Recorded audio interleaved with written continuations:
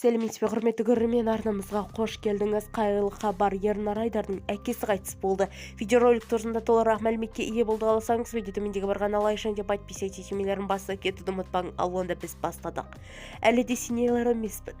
Әнші Ернар Айдар әкесі туралы жан тербетер жазба жариялады. Өнер иесі жақында өмірден өткен әкесін еске алды. Әнші Ернар Айдар әлеуметтік желінің парақшасында әкесі туралы жазба жариялады деп хабарлайды icon.kz порталы. Өнер иесі жақында әкесін жоғалтқан.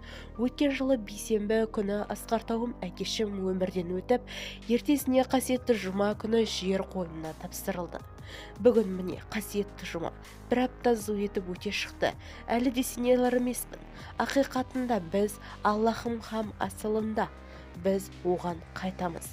Бірақ қимастық сезім өзекті өртейді екен. Айбақтарұлы Жаңабай.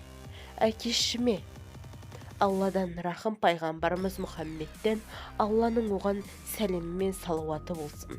Шапағат тілеймін. Жатқан жеріңіз жайлы болып, жаратқан Аллам жұмақтың төрінен орын берсін. Әр жылы әлеуетіміз 1 қаңтар анашымның туған күнін құттықтап, қара шаңыраққа жиналып, Асқар Тау әкеміздің ақ батасын алып, арқа-жарқа болушы едік.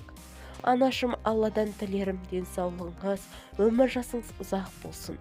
Сізді бақыттымыз, сіз аман болыңызшы деп жазды әнші. Сараптама icon.kz порталы арқылы жарияланды. Бізді тамашалауды жалғастырыңыз, сау саламат болыңыз.